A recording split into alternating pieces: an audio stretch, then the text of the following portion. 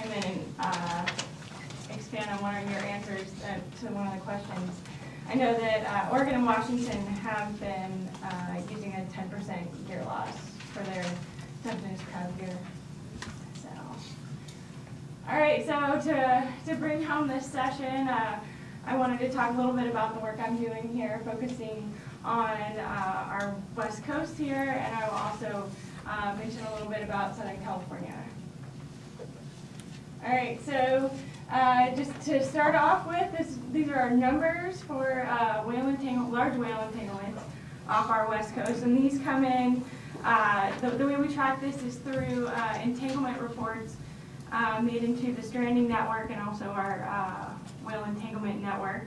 And I just want to do a little plug for our SOS whale. It's a 24/7 hotline, so if you're out and you see an entangled whale, you can call this hotline. And we have these cards. They're very pretty.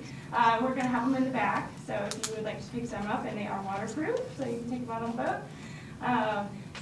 Our entanglement reports come in through those phone numbers and lots of different sources. So in the past 10 years, we've had 109 large whales reported as entangled. This is California, Oregon, and Washington. 46 humpbacks, 37 grays, 3 fins, 2 sperm whales, 1 minke, and 20 whales that were unidentified to the species. Just in the past year, we had 6 large whales just in California, 3 humpbacks, 2 grays, and 1 fin. So building on what was said earlier, is we understand that this is definitely an underestimate of what's going on out there. And a little change of pace, I know that we've been focused on gill nets, but we have certainly seen that trout pot gear is becoming more of a source when we actually are able to identify the type of gear that's found on these entangled whales. And I have a little graph at the bottom that you probably can't see. But when I was brought on as a contractor in the Southwest office in 2008, there's a little spike there with the red line for trap gear, and there was humpback whales that were getting entangled in trap gear, and so they wanted to kind of figure out what was going on. And so it's still a little bit of still a problem, but it's not quite at the same level it was. Just a map of where our entanglement reports are coming in. So keep in mind that this is where the entanglement was reported, not necessarily where it was entangled. And I always like to say that I think this is more of a map of where human population is, where the effort is out on the water versus actually where our whales are becoming entangled. And you can see I zoomed in on Southern California, and we do have some concentrations around LA and out up in the Channel Islands. And the dots are color-coded for species. So I have these maps on my poster if you guys would like to look at it up close later. So the next thing we wanted to do was to actually get an idea of what fisheries are out here and kind of pick out the seasonality and where they are active. And so based on what we found, kind of looking at the trends and entanglements, is we wanted to focus our efforts on fixed gear. So this is a seasonal map, so broken up by 3-month quarters of the year, and we mapped fixed gear fisheries based on the depths that the fisheries are active, and broke it up by port regions, and I have a lot more information about this on my poster if you guys want more information. And so we overlapped that and kind of figured out where the fisheries were active through different quarters of the year. And our fixed gear fisheries are definitely coastal and overlap with where our whales are. So we took our fishery maps and did a co-current, I zoomed in on Southern California here. And so this like 15 to 20 fathom band of depth has 4 fisheries that are overlapping. So that is potentially where the most amount of gear is. So in Southern California, of the 11 fixed gear fisheries we were looking at, there's 8 that are active in Southern California. including the set gill net for California halibut, white sea bass. We have a nearshore live fish, finfish fishery, hagfish traps, rock crab, sablefish trap and set longline, sablefish, or spiny lobster, and spot prawn.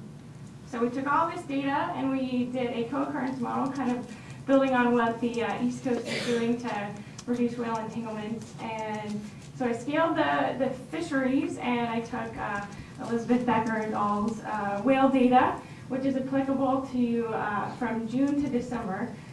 And so I took the fishing data that was for that time frame, and I overlaid it with the whale data, and we kind of found a few hot spots of where the gear is and where the whales are, assuming that a co-occurrence of high fishing and high whales would equal high risk of whales encountering gear and becoming entangled.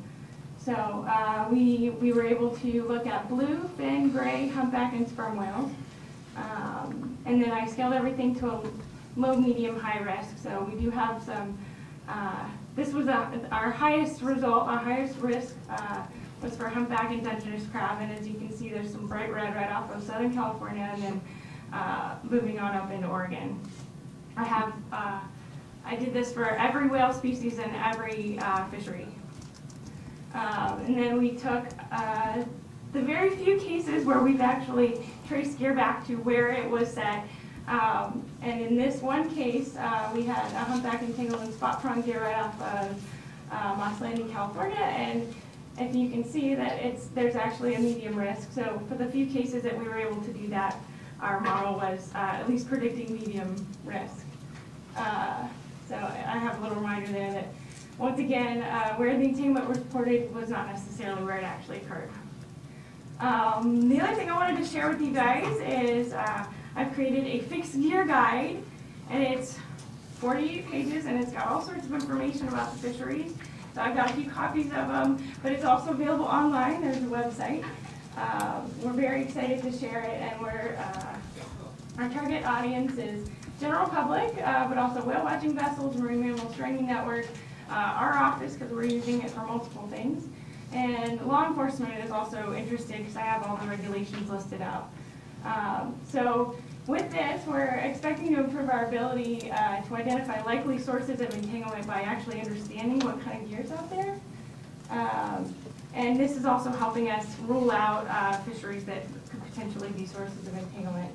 And also, I would like to tie it in with Kirsten's work, is that we're hoping that this can help identify lost gear, marine debris. And I will definitely change the derelict to lost gear. I don't want to offend anybody.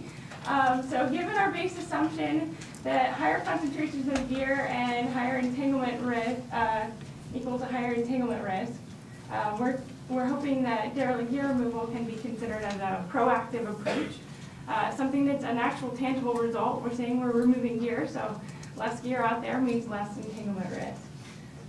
And like she mentioned, there is a derelict gear, they call it, up in Oregon and Washington, and they've had some amazing results working with the fishery. And I've been fortunate enough to be a part of it, or at least got to go visit some of the ports and speak with some of the fishermen about my project. And I hope that it continues, because as of right now, I've got pushed from the state down to the industry to continue this project. So,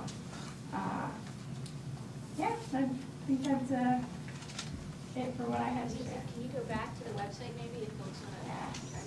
Oh. And we have time for one question. I know it's time for break. I know I ran through everything pretty quick, but there's a lot of stuff, and so if you do want more information, I do have a poster. Do you have any gear marking other than the buoys, I assume, and maybe some trap nets, or yeah. Is there any other way of identifying, or do you have to reverse engineer somebody say this is likely what it was? Yeah, the only cases where we're actually identifying gear is if some sort of a buoy marking, and then we do have a page in here that outlines the specific ones that are off of our coast, and there's not that many. So there was one more question. I was just wondering what the fate of the entangled individuals is. Are these dead, or are these still alive? I don't know. I think we have quite a mix. We do get a lot of entanglement reports that we're not able to follow up on. You know, somebody calling saying, hey, we saw a whale with gear on it, and we don't see it the next day. But we do Sarah Wilkin is our stranding person, and would be able to probably give a better answer on how many are actually coming up. Great.